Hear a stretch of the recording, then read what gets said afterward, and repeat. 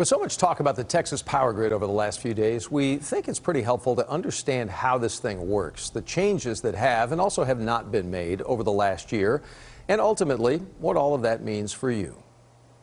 The Texas electric grid is more reliable and more resilient than it's ever been. We have no confirmed outages of any equipment related to weather.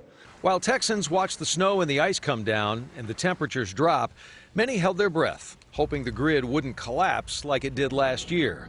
Millions spent days without power back in February of 2021. Hundreds died. Governor Abbott vowed change. You deserve answers. You will get those answers.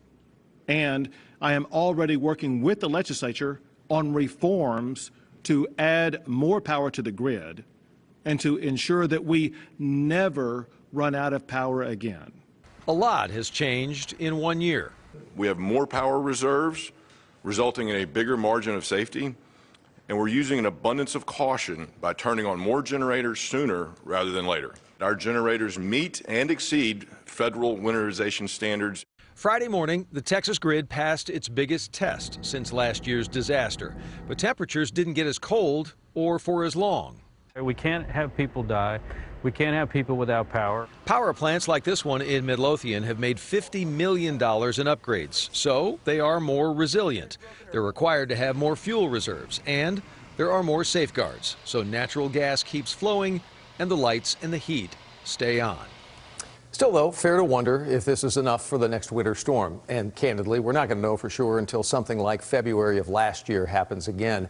Texas Governor, hopeful Democrat, that is Beto O'Rourke, is on a campaign tour right now across Texas. He's talking a lot about the grid. He believes that more needs to change.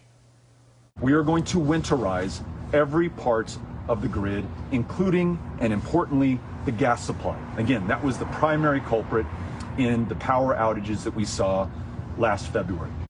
And to O'Rourke's point, there is talk and improvements are expected to better protect natural gas pipelines and wellheads from the extreme cold. Much of those improvements have not happened as of yet. The natural gas industry still has a little more time to prepare.